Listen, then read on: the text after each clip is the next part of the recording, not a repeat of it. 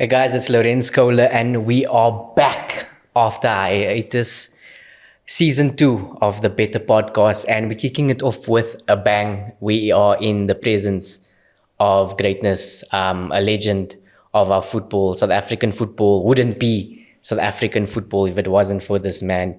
Influential in many ways, started his own club, produced some of our greatest players, added to his legendary status as a footballer, and credited for creating managers as well, some of our most exceptional, successful managers.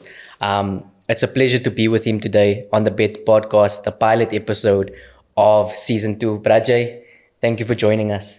Thank you, Lorenzo, for inviting me. Honestly, we had a session with you as the media. You were announcing your Lucas Batteries partnership. It was an amazing achievement for, a team that's, in the ABC Motsepe League to have that pulling power. When Jomo calls a presser, we come because we understand that you are still a relevant, huge brand to this country. But just to start off, I have to address this. You said many things in there that maybe touched nerves of Pirate supporters. I'm not sure if you saw the reaction. Some people were saying you were disrespectful. Some people were saying you are within your rights to say whatever you want because you're Jomo Sono. For others who don't know what I'm talking about, we were discussing the number 10 jersey and who is worth wearing it and things like that. So just what was your reaction seeing how people, either said you were right and the majority were kind of even, going at you? Every human being has got a right to raise his opinion. Football is an opinion game. Mm-hmm. And those who are saying I don't have respect. Mm-hmm. I didn't want to discuss this issue of number 10 because to me it's closed. Honestly, Lorenzo, you can't compare. It doesn't matter how much you hate Jomo Sono, but you can't compare. Come on. Yeah. I'll give you two incidents whereby you cannot compare. I'm not mentioning any player. I'm saying you cannot. I'm talking about the greatness of that person who was wearing jersey number 10. Mm. That person who was wearing jersey number 10, at the age of 15, he was the youngest professional soccer player in South Africa. At the age of 15, he scored his first goal. At 15. I'm not saying 26 or 27. 15, I scored my first professional goal. At the age of 17, he flew out of the country to go and play for Sporting Lisboa in Portugal. So I closed it there, 15 and 17. Now, you want to compare me with people who are 27, 28.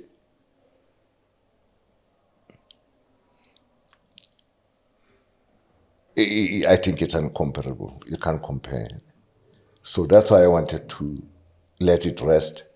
If Kohler decides to give the jersey to anybody, he can give it.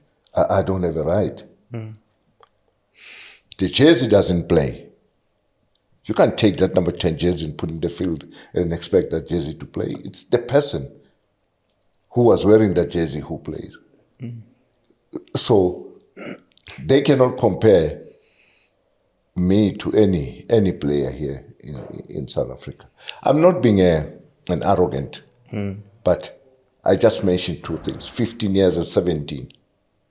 Yeah. You want to compare me with people who are 27, 28. Come on. Look, I completely get it, and I don't want to make this a bashing session or controversial or whatever. I think what I'm intending to do here is more to bridge a knowledge gap. I come from a different generation as you, and there are other people who maybe the ones that are negative or criticizing you also just don't understand the magnitude of it.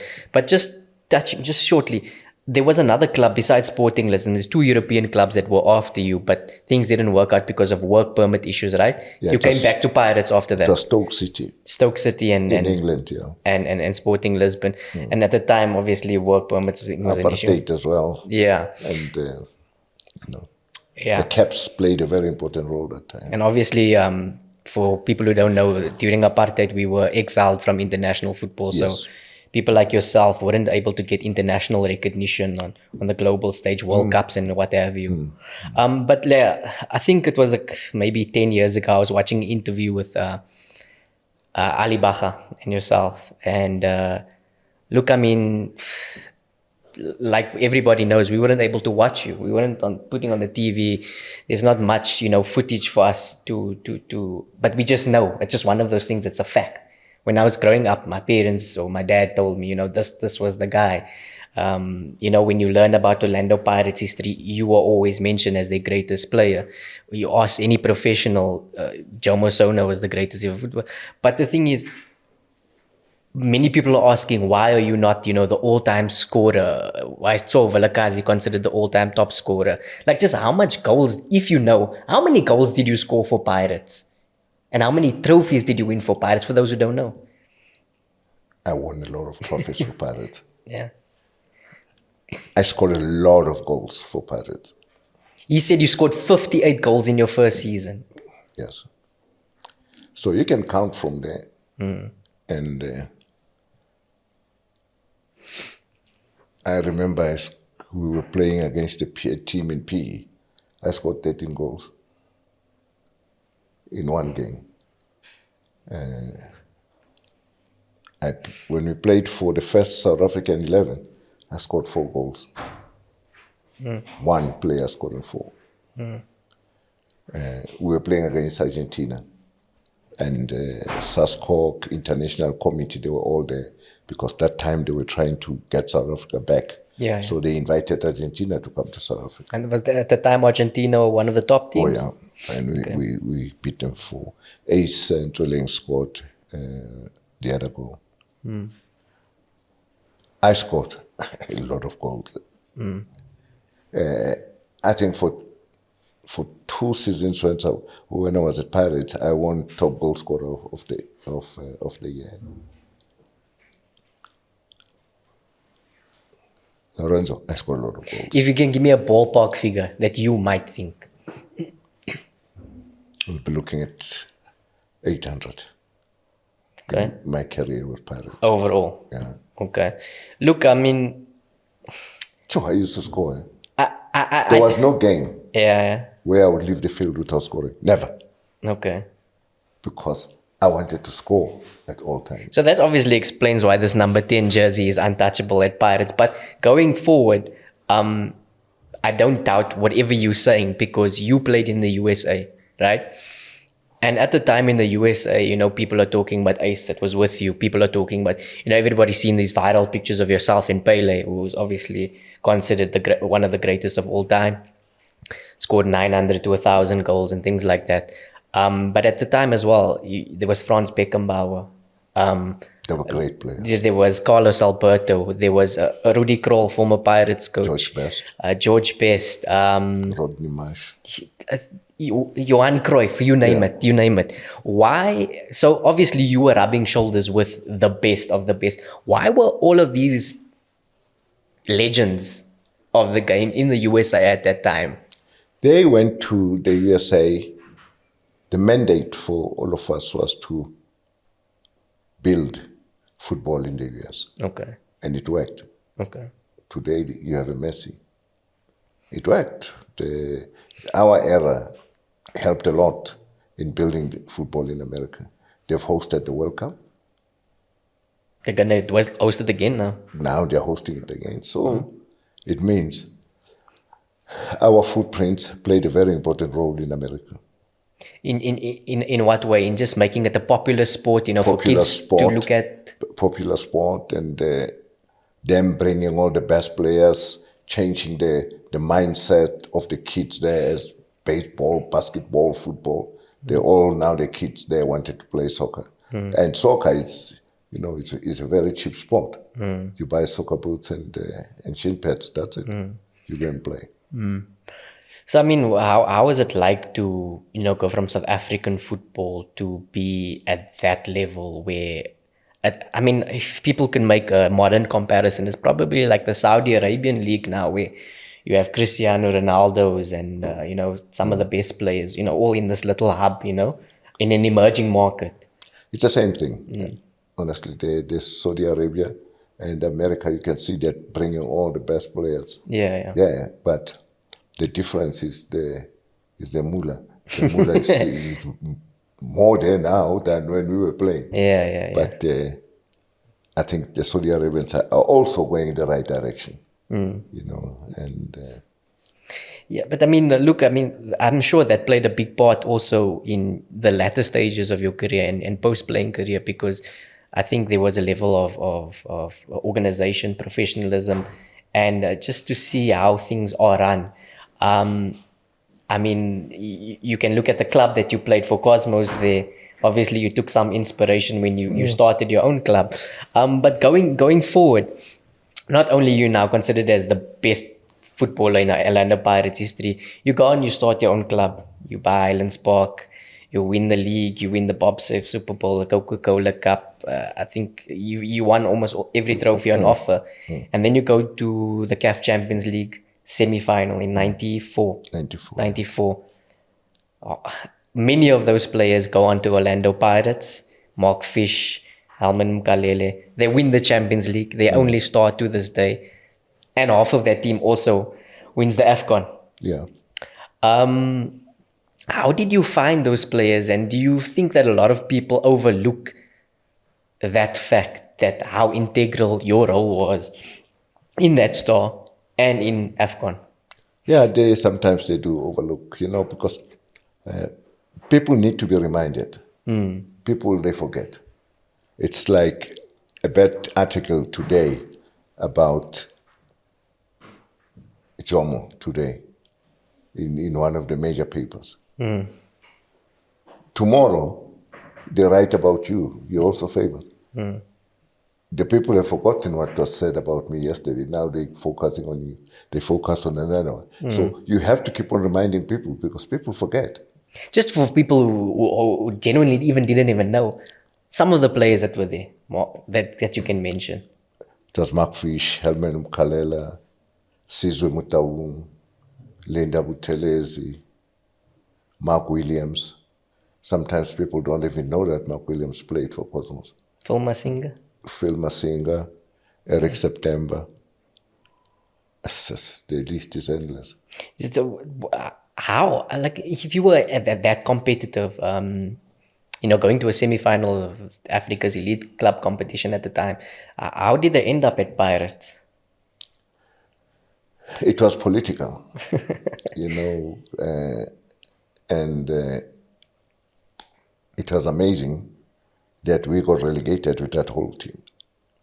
That's why I say it was political. There was no way that team can be relegated, but it was political. So you got relegated in the same year you reached the semi-final? Yes. Wow. And at the time, what was the competition like? Was it the West Africans or the North Africans that were dominant? We could have gone all the way to the final.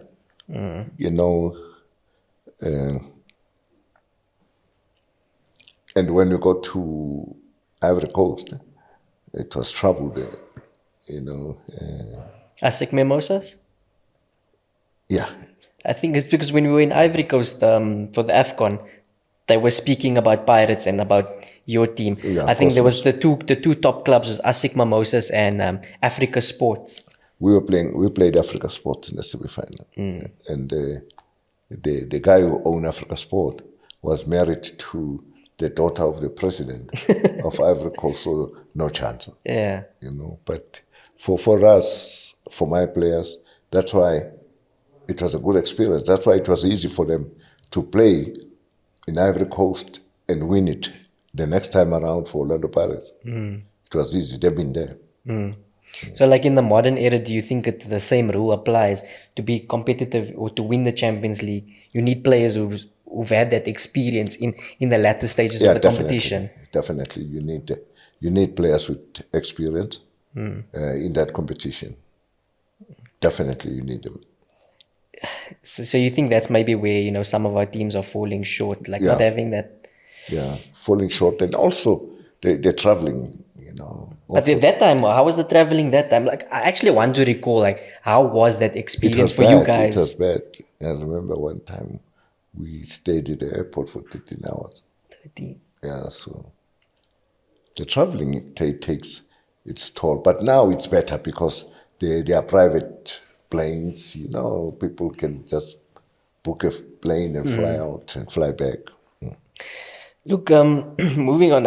I read a story of Matsalani. I'm sure you know him quite well, projects, and he said that the PSL top flight is poorer without you in. And at the time, I didn't clearly understand what he meant. And I think I understand now is that you've always been somebody that is unfiltered one and that can back the things that you are saying. For example, and we in an era now where many coaches are they're scared to say the things that you say out straight. And you bring definitely not from a brand perspective, from just engaging with the media. You're always available to us, and I kind of see a lot of that in Coach Pitso as well. He's like a chip of the old block. Like he's literally exactly the same as how you are. Just like do you note that influence? Do you see a little bit of yourself when you look at Coach Pitso? Yeah, I do. Arrogant, pompous, and I can relate a story where I saw that this kid will go far away in football and in life. We were playing Kaiser Chiefs. I was still playing at Ellis Park. I was wearing number 10, please. No any other number. And the Chiefs had a goalkeeper, a white keeper called, I don't know his first name. I remember his last name was Lagrange. And they played him against us here. And packed. The stadium was packed. We got a dead ball just outside the box. It was on the right. So I told the players, I said, no, don't bother, just leave it. This white, he won't touch this one. And I bent it around the wall, it went in. He collided with the goalpost, trying to save it. He got injured. The game was stopped for a few minutes for him to recover. And then we played, and we played. Chiefs equalized. With about 5 minutes to go, we got another dead ball just outside the box. And I said to the players, go and wait for me in the center. Go. Yeah. You won't save this one again. Yeah. You won't believe. As I was talking to the players, the only player who didn't leave was Pitso. He stood there. He stood with you in the for the free kick. So when I turned my head, he just blasted. He took a shot. Straight top corner. I was just about to strangle him. Yeah. But the ball is in the net. What do we do? Yeah. I have to celebrate with it. Yeah. And after the game, I asked him in the dressing room, but why you did it? What if you had missed? He said, no, I wanted to prove a point to you that what you can do, I can do. And I saw something in him on that particular game. He was very outspoken. Peter. Yeah. Very outspoken. Even that time. Yeah, he was very outspoken. Young as he was, he very, very outspoken. And not that he was speaking sense sometimes he talked nonsense, but he was very, very outspoken. Would you say, I can ask him this as well, but would you say if there was no Jomo, there would be no Pitso of who he is today? Because you discovered him, but personality-wise... Yeah, I think it's true. Because I used to train with Pitso in the morning. Every morning we used to train. After training, we used to sit and discuss and talk about life and football in general.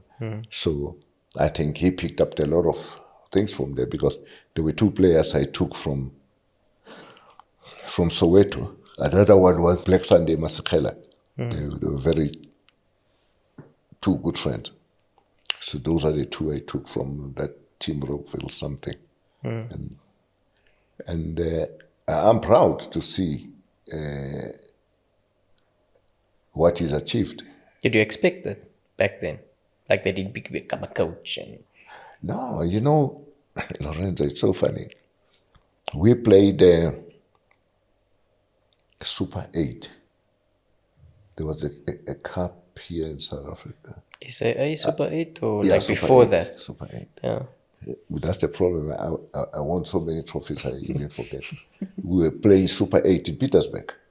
Super Sport qualified for the final versus Jomo Cosmos. They went there on Wednesday to go and prepare for the final. They had money, they had TV. We didn't have money. We can't go to stay at the hotels for a week. So the league paid for us to arrive there on Friday.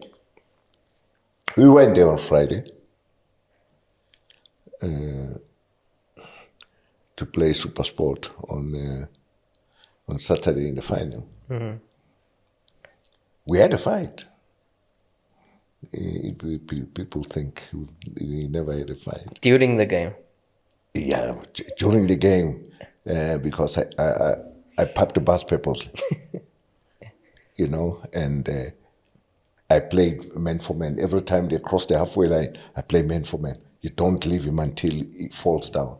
And that time, Cosmos was very physical.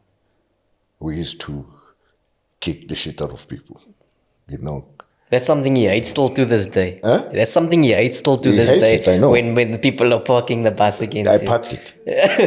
He was so upset. And he was busy shouting at me.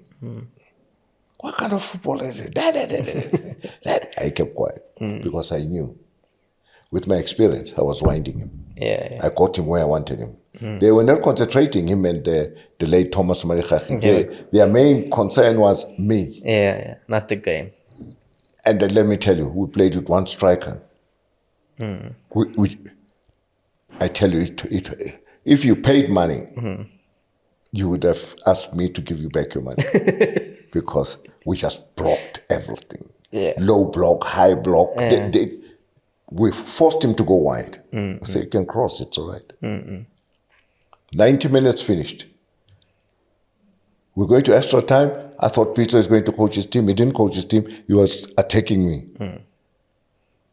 And I told my assistant, I said, we got him now. That's why we want him. Let him concentrate on us, not his team. We went, penalties. The people didn't have to sit here and watch this nonsense of penalties. I kept quiet. I knew my keeper will save them. Yeah. And he saved two. We beat them in the cup. I didn't say anything to Peter. There was no handshake, well done. No, I just left. And I'm sure after that he had a lot to say. After 2 days we met because his house is not far from my house. So we met at the restaurant there. We started laughing about it. And I told him, I said, those were my tactics. Yeah. And I'm sure he understood. He understood later to say, oh. Look what if you see what he's achieved. He's won 3 Champions League titles. What would you like to see him still do as a coach, or even beyond that? I think, to be honest, he must make, at his age, he must make his own decision now. He knows what he wants. He's got, I think he's achieved everything. As a player, great player. As a coach, great coach. Money in the bank, plenty money in the bank. I think he will be doing it more for fun now. Yeah. You know, he's got his own school, which is doing well. I think he's achieved almost everything. I think a lot of people are expecting that school and that academy system to one day translate into an actual professional football club one day as well. He will. I'm telling you, he will. I have a feeling he's going to go for a professional team one day. It's laying the foundations, Yeah. perhaps. Yeah. Look, I mean, staying on this coaching narrative, I mean, something that we didn't even touch on is that you coached Bafana as well. You took us to a World Cup 2002, AFCON as well. I think you finished second place against Egypt in 90, not sure what year it was. But, you know, a lot of people... We also won the Four Nations Cup. Yes, the Four Nations Cup. But a lot of people were saying that that was like a kind of a golden generation. What we had Lucas, we had Benny, we had Mark, some of the players that you coached as well. Would you say that that team achieved what they needed to, or do you have any regrets looking back and saying, yo, that was... No, they achieved what they had to. You know, the 80% of that team was playing overseas. Yeah. You know, so to coach a local and coach an overseas player is too different. Why? It's easier for an overseas player to grasp what you're telling him quickly. With a local, you have to tell him maybe 3 times, you know, before he understands. And these guys, when they're overseas, they are professionals. They just live for football. That's all. I mean, a lot of people also credit you for your amazing scouting, obviously, because you've discovered so many players, Pitso included. But how does scouting work for you at Jomo Cosmos? Even let's say today, how does scouting work for you now? Because even now that you're in the NFT and in the ABC Motsepeli, if I go look and I Google one of these players that at a mid-table club or whatever, the PSL is still full of Cosmos players. Yeah, I think there's a lot of players from Cosmos in the PSL. We have scouts, you know, Bushback Ridge, Petersburg, people we're working with, and they just recommend a player. And then when they invite me, and then I drive there to go and have a look at the boy, because sometimes what some of the scouts, what they discover is trouble. It's more dangerous. Yeah. You know, I remember I drove from here to Kiani. This scout of mine was raving about this boy. Joe, he never stopped. And he was saying this boy is better than all the players I've discovered. Okay, one morning I said, what time are you playing? I took my car and I drove. But what I normally do, I just get a fixture for 3 weeks. I don't tell him when I'm coming. Yeah. So I just come there, just sit. Because sometimes, if the kid knows Stage fright. that Jomo is here, the kid can't play. Yeah. You know, he's scared to make mistakes. Yeah. And I went there and I sat there. After the game, I asked the guy, what number was the player? He gave me the number. Send him to Chiefs or Pirates or Sandals. Yeah. For me, it's a bad player. But if He's a very bad player. I can't take him. is that recently? No, yeah, recently. Because you have to be honest with a scout. You know, you don't tell the boy, you tell the scout to say no. But in that raw scouting missions, was there? Can you recall anyone or any player in one of those scouting missions that you looked at and you were like, wow? Over the course of owning a football club. Aaron Mokoena, it was unbelievable. Aaron Mokoena, when he first came to training, they said he was 16. Was he? 16. Was he? 16, I've answered. So they brought him here. In December, I allowed scouts to bring 1 player or 2 players. Where did he come from? He was coming from Beval. Okay, yeah. Jesus. He was 16. And he played. It was huge. It was big for 16. And I said to him, give me a proper age, not a passport age. Yeah. And he said 16. He left.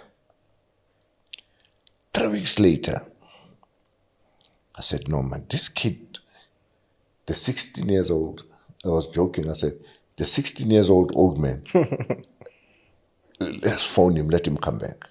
Was he a midfielder or defender at the time? He was a defender. Okay.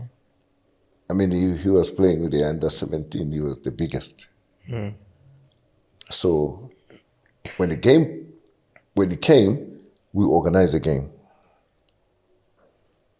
I said, are you 16? He said, yeah. Because I told him to bring the school paper, the ID, and the papers from the hospital where he was born, because I had to be sure. Yeah. And he brought everything. And I signed Aaron. And at the age of 17, he played for Bafana, because I was a coach. You know, so some of those stories of players coming here, Helman Mkalela, sleeping at the park station there the whole night, waiting for the trials the following day, you know. He's now assistant coach of the Now national he's team. an assistant coach. You've got Godfrey Sapula, who's also a coach. You've got Pitso, who's also a coach. So we pride ourselves that we have added value into a lot of families. Yeah. Yeah.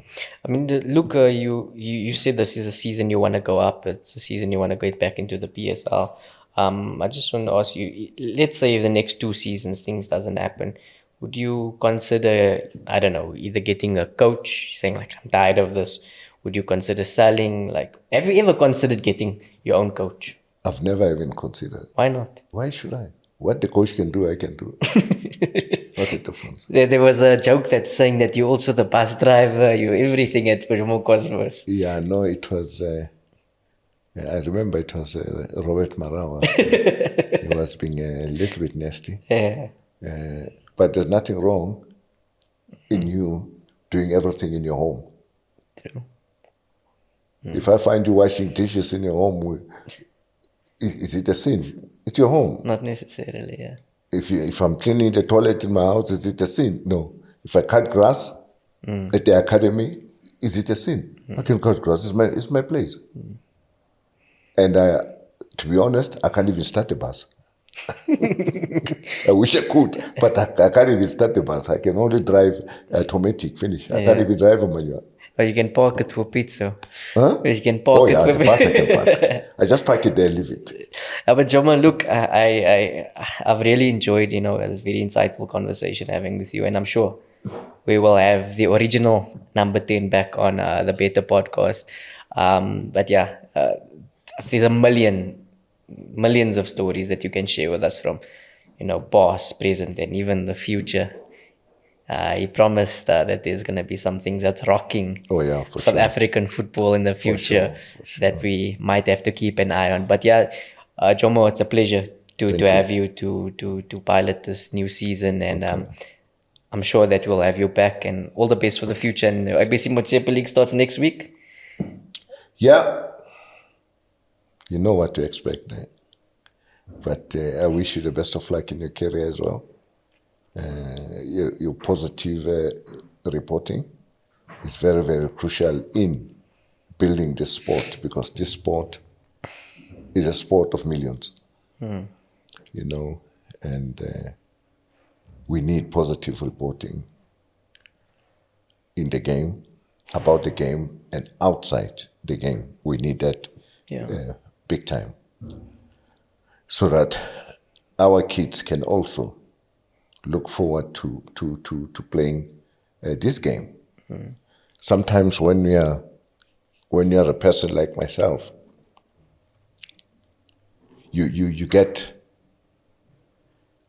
disappointed, you get hurt when you see the amount of partnership rugby is getting. School, national. But when you go to us, if you look at the PSL, only maybe 4 teams have got a spot. So there must be a question which we have to ask ourselves as to why. You look at varsity football, it's getting all the sponsors. So we need to sit down and ask ourselves and say, why is that? But the answers will come in future. In future, I don't know when. But there will be answers to that. Perhaps it answers why you're not on the PSL board, but let me not get you're not on the PSL board anymore. You want to get me to be someone said I'm not in the PSL. No, You're not on the PSL board anymore. No, there's someone's me. But yeah, let's just leave it at that, Yeah. guys. Like I said, we'll definitely have you again because there's so much knowledge that can impact, the future generations and even the current generations now. But yeah, guys, thanks for tuning in to the first episode of season 2 of the Bettor Podcast. And don't forget to like, share, and subscribe, and visit 10bet.co.za.